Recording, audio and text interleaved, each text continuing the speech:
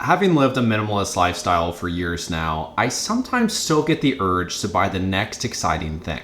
Typically for me, that would be new camera gear or collectibles. And while it is not bad to be buying non-essentials from time to time, the goal is to be making intentional purchases. And just like every year, right now the hype is around the newest iPhone, and it pains me to say it, I was contemplating the iPhone 15.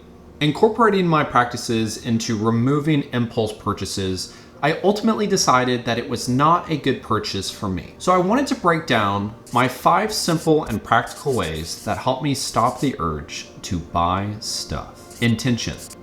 The average person spends $314 every single month consistently on impulse buying. And Americans take it to a whole next level, spending roughly $18,000 a year on non-essentials. And I had worked in a bank for about 4 years, and one of the most common reasons that people do impulse purchases is not realizing how quick it added up, not having a budget/goal to use to help against the purchases, had no idea how much money they even had in their bank account. Now, to be honest, I personally do not budget, but I have very specific intentions and goals set around that on what I want to do with my life.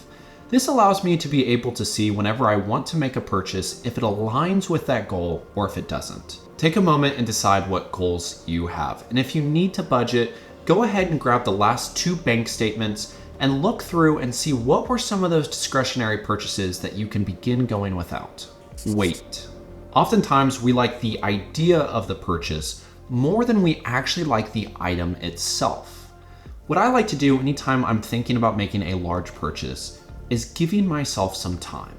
Allowing yourself to have a period of time before you make the purchase allows you to see if/why you actually want the item, what the reviews are, and to be able to have some time to do research. Personally, I like the standard 30-day period of time. I think that this really allows me to do the proper amount of research and really see if I want to make this purchase or not. But sometimes for more expensive items, I take even longer than that. Sometimes I have to remind myself that there is no rush. Recently, I knew that it was about time to upgrade my computer. I was rocking a refurbished 2019 MacBook Air that was overheating so bad when I would edit my videos, I could have used it to cook a steak. And while I needed to use oven mitts every time I was using it, I did not want to spend unnecessary amounts of money. I spent 2 months researching if I could fix my current laptop, checking out new laptops, and figuring out what benefits they offered. I also planned for both my immediate needs and my future requirements for the computer. And by the time I made the educated decision to buy a new MacBook Pro M2 chip, I actually was able to get it refurbished, saving me well over $1,200. Pros and cons. Some great advice that I actually received about just making decisions in general is to create a pro and con list. And so this is actually one of my favorite ways on being able to dictate if I should make this purchase or not. Oftentimes when doing this, it helps take away the emotion, uncover the desire for the purchase, and see which list is longer. Actually taking the moment to be able to write down a list on why it is you need to make the purchase really helps separate you from the impulsive nature of wanting to do that. And oftentimes, you're gonna see that the con list is much longer than the pro list because we rarely actually need to buy non-essential items. Intentional hobbies. I believe this to be one of the most important ways on being able to break a spending habit because it allows you to begin forming your intention and break away from the temptation of a certain purchase. In almost every aspect of our lives, we are being bombarded with advertisements. Even the people in our lives can cause us to make purchases that we may come to regret. So time with ourselves is now a luxury. What I really like to do is find hobbies that have very little to no cost in doing so. I swim at local springs in Austin, Texas, and buy the season membership, which allows me to swim for almost nothing as I go 5 times a week. Going for walks is also a great way to enjoy your neighborhood or city for absolutely no cost. And oftentimes after I'm done swimming, I enjoy moments of journaling and reading, which allows my mind to get away from the temptation of a purchase I might impulsively make. Allowing yourself to set intention in your life is not only going to do good in finding fulfillment, but it's also going to let you begin to set financial goals along your journey. And if you decide to budget, this is a great time to be able to start breaking that down. Used or refurbished? Oftentimes, whenever I try to make a purchase, I try to see if I can buy it used or refurbished in some sort of way. I was able to buy a used car through a friend, saving me thousands of dollars. And almost all of my clothes come from secondhand clothing stores or like Poshmark or even warehouse sales. Recently, I bought a new summer and winter wardrobe at a warehouse sale for $300, saving me roughly $1,300 in value.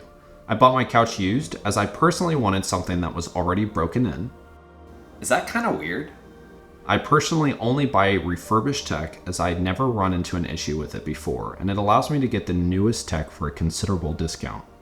And another great option is actually borrowing. I love to be able to trade books with a friend, or if I ever need, go grab like a tool or something from them, because oftentimes we only need this one time. This allows us not to clutter up our environment with things that we rarely ever use. Sell, then buy. This is a bonus one. One of the reasons I chose to live a minimalist lifestyle was to escape clutter. Almost 40% of Americans have a storage unit, with the average monthly cost being $90. That is almost $1,200 a year on excess items. And one of my absolute favorite practices is to sell something before I can buy a new item. And this typically applies to like clothes or like some of the collectibles I have.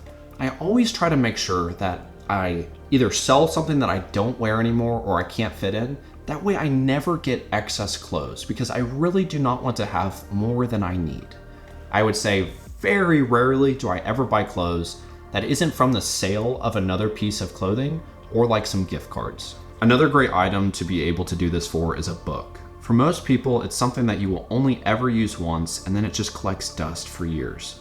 I love to either trade my books or take them to secondhand bookstores and then use that money to be able to begin a new collection. And I would ultimately just say that having some sort of practice really just takes you away from needing to do those impulse purchases.